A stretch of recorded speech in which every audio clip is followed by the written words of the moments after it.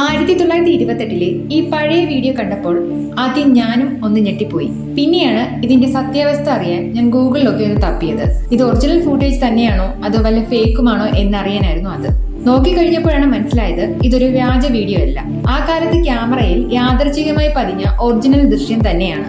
Charlie ചാപ്ലിന്റെ the circus എന്ന സിനിമയുടെ premier നടക്കുന്ന ദൃശ്യത്തിലാണ് ഒരു സ്ത്രീ നടന്നു പോകുമ്പോൾ മൊബൈൽ സംസാരിക്കുന്നത് കാണുന്നത്. 2010 ഒക്ടോബറിൽ ജോർജ് ക്ലാർക്ക് എന്ന ഐറിഷ് ചലച്ചിത്ര പ്രവർത്തകനാണ് ഈ ദൃശ്യങ്ങൾ പുറത്തുവിട്ടത്.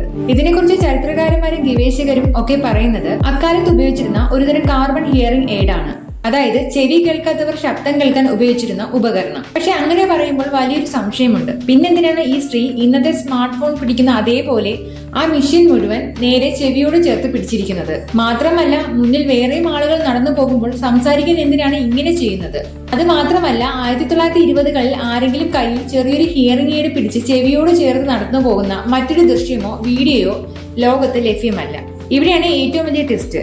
ചാർലി ചാപ്ലിന്റെ ഈ വീഡിയോ എടുത്ത 1928 ലോകത്ത് മൊബൈൽ ഫോണുകളോ അതിലുള്ള ടവറുകളോ ഒന്നും നിലവിലില്ലായിരുന്നു. ലോകത്തിലെ ആദ്യത്തെ മൊബൈൽ ഫോൺ കണ്ടുപിടിച്ചത് പോലും അതിനും എത്രയോ വർഷങ്ങൾക്ക് ശേഷം, അതായത് 1973ലാണ്. ചരിത്രകാരന്മാർ പറയുന്ന ആ ഹിയറിംഗ് എയ്ഡ് വാദം നിങ്ങൾ വിശ്വസിക്കുമോ? അതോ ഇതൊരു ടൈം ട്രാവൽ മിസ്റ്ററി ആണെന്ന് കരുതണോ? എന്തായാലും കാലത്ത് വില്ലുന്ന ഈ വിചിത്രമായ രഹസ്യം നിങ്ങളുടെ കൂട്ടുകാർക്ക് ഒന്ന് ഷെയർ ചെയ്ത് അവരുടെ അഭിപ്രായം കൂടി ചോദിച്ചു നോക്കൂ. ഇതുപോലെയുള്ള കൗതുകം നിറഞ്ഞ വീഡിയോകൾക്കായി ചാനൽ ഒന്ന് സബ്സ്ക്രൈബ് ചെയ്യാൻ മറക്കല്ലേ.